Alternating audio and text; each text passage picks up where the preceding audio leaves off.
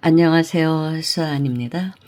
이번 시간은 한 남자의 인생 역전기입니다. 이분은 사업을 실패해서 부도가 난 후 온 가족이 뿔뿔이 흩어지게 됩니다. 그야말로 집도 절도 없는 그런 신세가 된 것입니다. 온 가족이 모여서 살 수 있는 방 한 칸도 없게 된 쫄딱 망한 그런 상태가 된 것이죠. 그래서 누군가는 공장에 취직해서 그곳에서 숙식을 하고, 또 누군가는 식당에 취직해서 그곳에서 숙식을 해결하고, 또 누군가는 친척집에 의탁하기도 합니다. 그런 상황이 너무나 견딜 수가 없었던 것이죠. 우리 가족들을 이렇게 불행하게 만들다니. 아이들은 학교도 중단하고, 그래서 이분은 그 절망감에 휩싸여서 견디지를 못하고 극복하지를 못하고 이분은 절벽으로 달려갑니다. 그래서 절벽에서 뛰어내리게 됩니다. 극단적인 선택을 한 것이죠. 그런데 몇 시간 후 이분은 깨어납니다. 눈을 떠서 보니 밤이 되었습니다. 밤하늘이 너무나 아름다운 것입니다. 별이 빛나고 있고 달빛이 영롱하게 비치고 있고 풀벌레 소리가 들려오고, 그래서 깜짝 놀랍니다. 아니, 여기가 지옥이란 말이야? 내가 알기로는 자살한 사람은 지옥에 떨어진다고 했는데 지옥이 이렇게 아름답다는 거야? 이상하잖아. 이럴 리가 없잖아. 지옥이 이렇게 아름답다니. 그런데 그 순간 어떤 감촉이 느껴지게 됩니다. 배가 고프고 추위가 느껴지고 통증이 느껴집니다. 이상하다 하고 몸을 뒤척여 보니까 몸이 뒤척여지는 거예요. 내가 살았네. 주변을 둘러보니 다행스럽게 또 절벽 밑은 풀밭이었던 것입니다. 풀이 무성한 여름이었나 봅니다. 그래서 충격 완화 작용을 일으킨 것이죠. 그 풀숲이. 그래서 이분은 기적적으로 살아났던 것입니다. 조금 긁히기만 하고. 그래서 다시 풀밭에 누워서 이분은 생각에 잠기게 됩니다. 나는 죽으려고 했는데 죽음조차 내 마음대로 안 되는구나. 그러면 어떻게 해야 하지? 나는 죽을 운명도 아니란 말인가.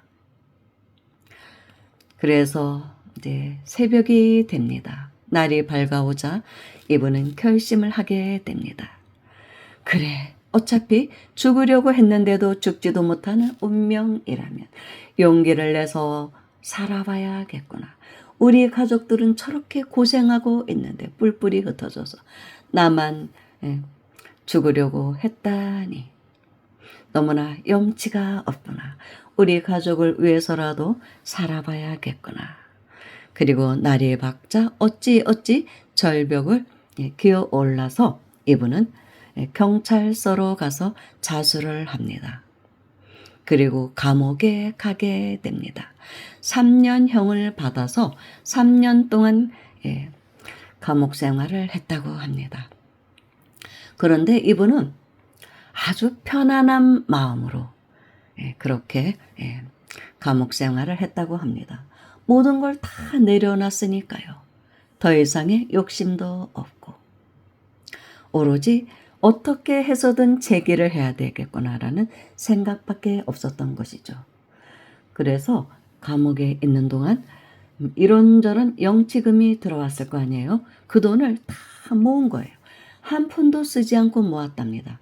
3년을 모으니까 70만 원이 되더래요. 그러니까 오래전의 얘기니까 70만 원도 꽤 큰 돈이 됐던 것입니다. 지금으로 보면 몇백만 원이 되었던 것이죠. 그래서 그 돈을 한 푼도 쓰지 않고 모아서 나오게 됩니다. 그리고 나오기 전에 이 돈으로 뭐를 할까 생각을 하고 신문을 들춰보니까 이 폐가 있죠.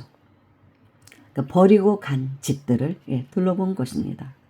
그랬더니 어느 고장에 집이 한 채 나왔는데, 허름한 집 한 채가 나왔는데, 도로변에 집이 한 채 나와 있는데 아주 헐값에 나와 있었던 것입니다. 그러니까 도로변이다 보니까 그냥 지나가는 차들이, 그러니까 한참 문제 개발이 되면서 우리나라가 이제 자가용들이 많아지고 그러면서 수많은 차가 왔다 갔다 하니까 너무나 시끄러워서 이 집이 살 수가 없었던 거예요. 차소리에. 그래서 세를 내놓고 주인 되는 사람은 이사를 갔던 것이죠. 근데 너무나 싸게 나온 거예요. 그런데 지금도 이렇게 싸게 나온 집들이 있긴 있더라고요. 빈집들. 한 달에 10만 원 또는 1년에 50만 원. 지금도 그런 집들이 있어요. 그런 사람 찾습니다.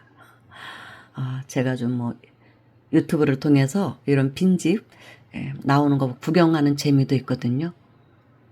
절이라든지 하여튼 폐가가 된 집들, 강우의 발바닥인가 이런 유튜버가 있더라고요. 그런데 찾아다니는 그런 유튜버의 방송을 보면 세상이 정말 어떻게 돌아가고 있는지도 알 수 있거든요.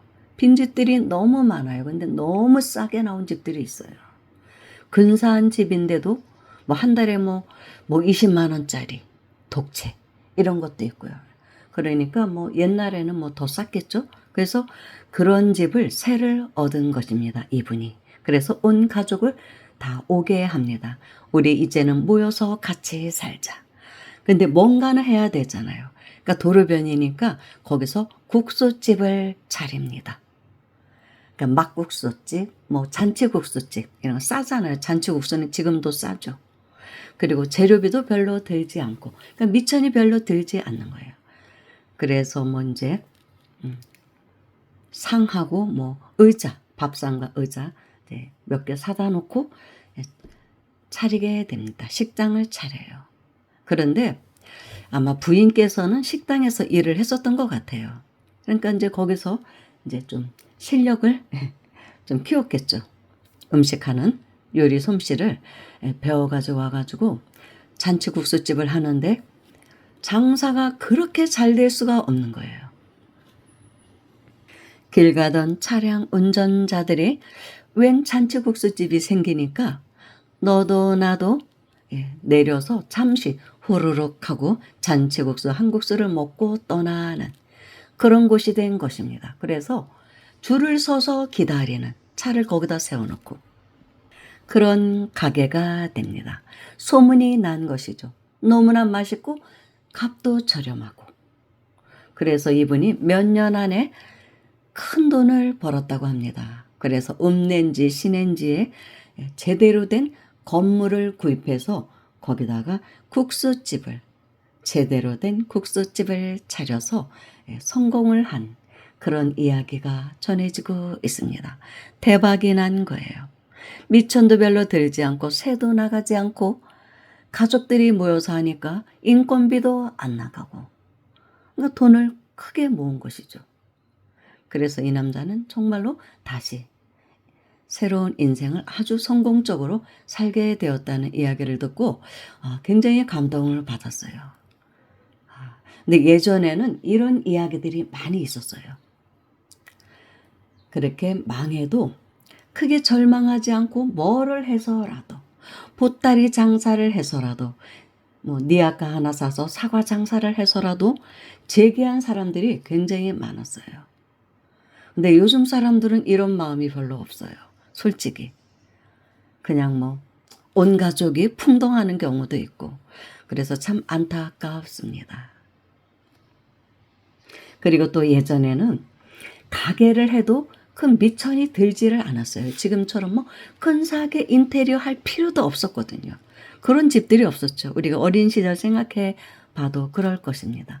그래서 구멍가게 하나만 해도 거기서 방 한 칸 구멍가게 대부분 방이 딸려 있었거든요. 온 가족이 거기서 그냥 살면서 운영을 하고, 그래도 아이들 학교 가르치고 다 했습니다. 참 그런 시절이 어떤 때 보면 그리울 때가 있어요. 지금은 가게 하나를 차리려고 해도 사실 미천이 너무 많이 들어요. 그게 좀 큰 문제이기는 합니다. 그런데 지금도 장사를 해서 큰 미천 안 들이고 돈 버는 사람들은 보면 떡볶이집, 뭐 김밥집 이런 것들인 것 같아요. 오뎅. 시장에 가보면 왜 니아가에다가 지금 오뎅, 뭐 붕어빵 장사하고 이런 사람들이 의외로 돈을 벌어요.